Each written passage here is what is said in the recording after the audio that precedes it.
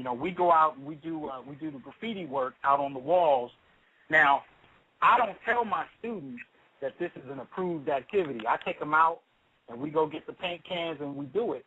And I let them know we might get arrested any minute. Now, why?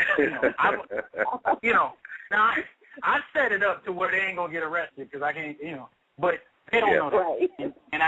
And I do that because I want them to know.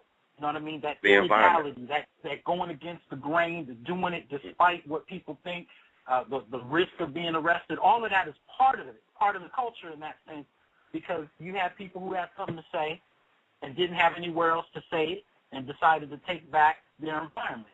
So I want the students to know what that feels like. You know what I mean? Indeed. So, and I do that in every context possible on dealing with the culture of hip-hop, so that they can get a feel for it. And so my goal by the end of the semester is when you leave my class, you're not just talking about something you read, you can talk from experience, Now let me ask you a question, brother. Let me ask you a question. Yeah. Now, when you take them out on a run like that, what's the thin line of teaching them that they're defacing property, which is reason why they're getting arrested in the first place, and then expressing themselves art-wise? Where do you, as a teacher, when you come back to the classroom, explain to them the proper way to demonstrate this art form? So, you talking about particularly when it comes to the visual component? Yeah, just like you said, you create the pressure when they go out and draw on the walls. Like, any minute somebody can pull up and take your cans and put you in the car. Now, when y'all are successful and you go back to the classroom, really, in real life, you're defacing property. If you're drawing on a train, you're drawing on a billboard, whatever it is. How do you explain to them to step out of that format of the old school way of graffiti and step into the new format of putting your artwork in an exhibit or in some kind of museum or whatever case may be? Well, we start before we go out there. We deal with it in the class in terms of the mindset. And with the book, you must learn. What I also do is go into the history. So I don't start hip-hop with the last album that came out that I really like. I start my discussion on hip-hop in the 17th century. You know what I mean? I look at African-American culture. I put them in the context. So by the time we get to the late 1960s, 1970s, I want you in my class thinking about, okay, I'm living not only in the Bronx or Brooklyn, but wherever you were. When it came to the black hood, brown hood in the U.S., you were in the Bronx or Brooklyn. I mean, you were living that. So you're in this environment. Nobody's really checking for you. School programs are shutting down. Musicianship, art programs are shutting down. You're in elementary school, junior high, high school, and you don't have a space to articulate your vision, but you know something is wrong. You know what I mean? That's right. You know something is wrong. So I put them in that frame. And then by the time we go out there, I'm like, okay, now I take them out in the daytime because it is what it is. But I'm like, okay, it's midnight. You done busted your behind to break into the subway station. You got something you want to say. What is it? Don't just give me your name. I don't want to, don't just give me your name. What is it that you're willing to risk your freedom to say about your living condition and what's going on in your world? You know what I mean? Yeah.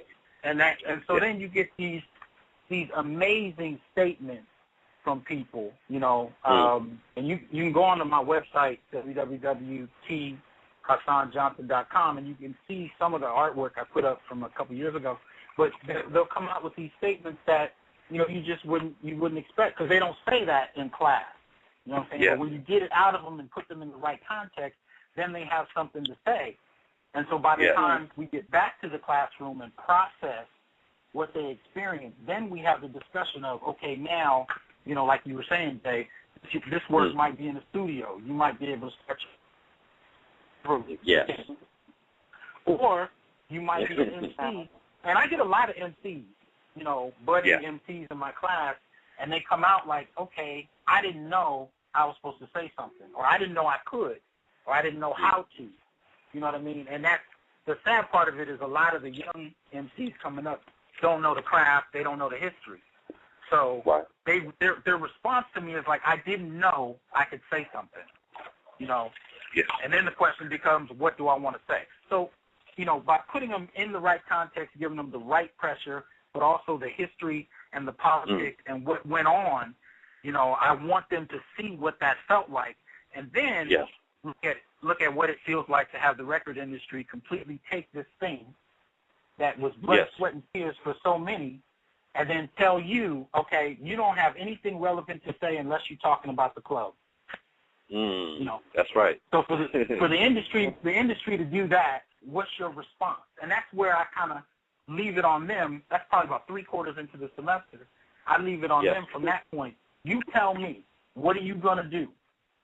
This industry, this record executive who heard about hip-hop a couple of years ago for the first time and really got into it or whatever, this cat is going to tell you what you can do with your art.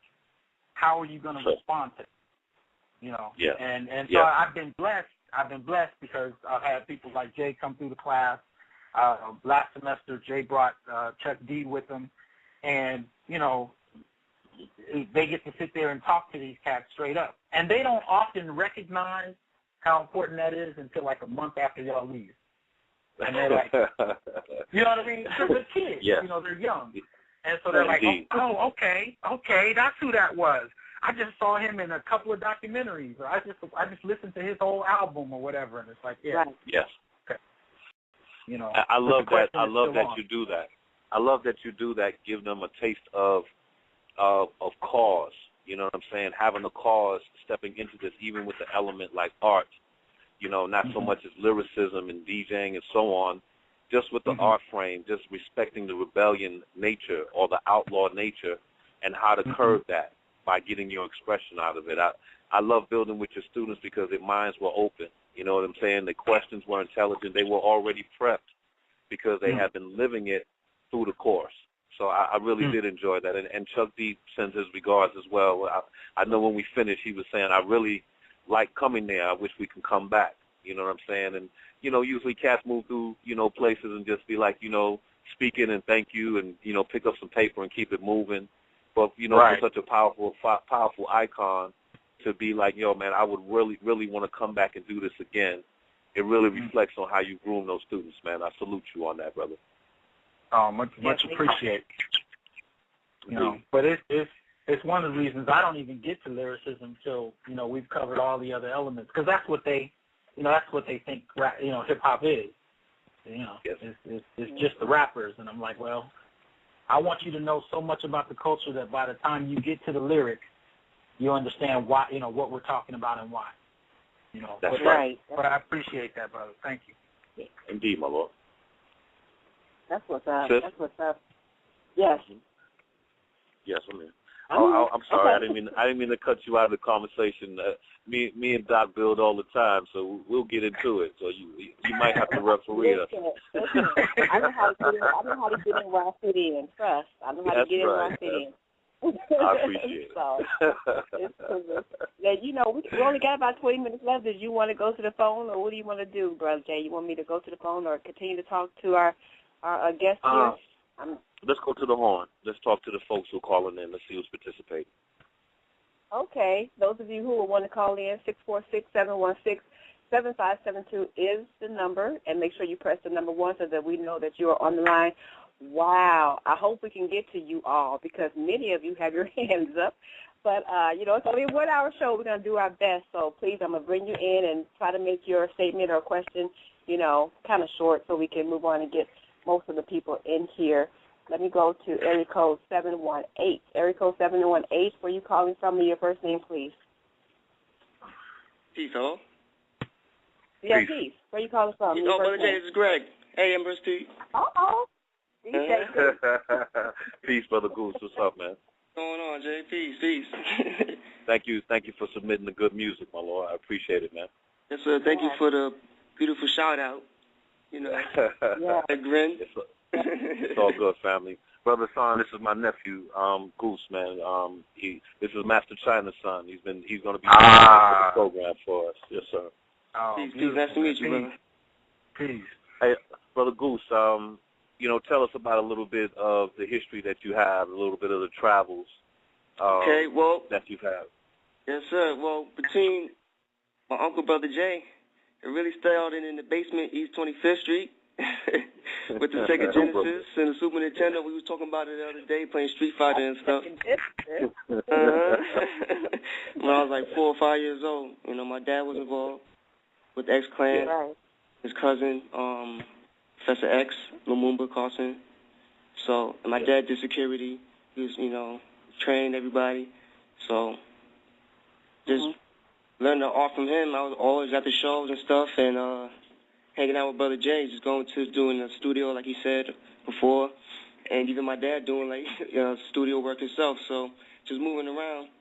Grew up, I liked it, caught the ear for the music, and then now when I was old enough to, you know, gather the music and able to, you know, get some work together, Jay pulled me under, had me set up like press kits to send out to different labels and artists, even like Snoop Dogg and stuff. And even when I was in school, still learning, it was like I was interning for him, and I was learning at the same time, getting a real work experience while I was in college at City Tech. So it was always What good. influenced you to go to school, brother? What influenced you to go to school? After, you know, if you're already in, why go back to school to get, you know, more education on it? Because you meet connections. You know, I learned more from the people that I met in college, actually, that I learned from the class. Because when I was in there, it was really all the students just helping me out, talking about, and they already had experience in the industry themselves, but they came back to get it legitimized, you know, have a piece of paper to, you know, show proof that they know what they're doing, and it's not just, you know, I'm coming up from the street and just I know how to use the equipment. I actually went, invested the time to learn how to actually do the ins and outs, and the people I met, they were doing the same thing, and they were already in the industry. I got my first beat-making program, Reason 3, just from somebody in the class saying, oh, I got the program, and they was a fan of Xclan. We always talk. It was an older brother, too. So he was a fan of Brother Jay. He heard us down with the Xclan. I was doing work for them because I invited him to one of the shows, and it was just love from there. So he showed me the programs and stuff, so it was just like that. So you work with power stations and different celebrities and things of that nature just from going to a program and improving your networks, huh? Yes, sir. I actually did another program, too, after I graduated from school called Made in New York. It's a production program. Like, they teach you how to be a production assistant on set, on movie sets and stuff. So it's like you do lockups, you tell people to wait while they're rolling, and you tell them to go, you watch the equipment and stuff. So they train you for 4 weeks, and then they give you work.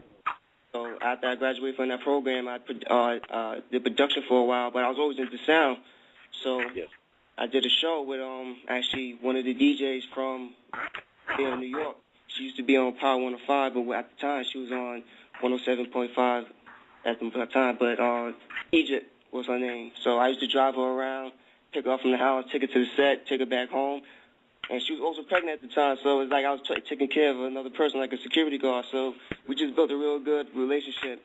And then she asked me what I wanted to do in the field, and I told her I like sound. So she fronted me the money to get my first sound equipment, and I've been doing sound ever since. And then now I've been working with this website, OK Player, which is the Roots website.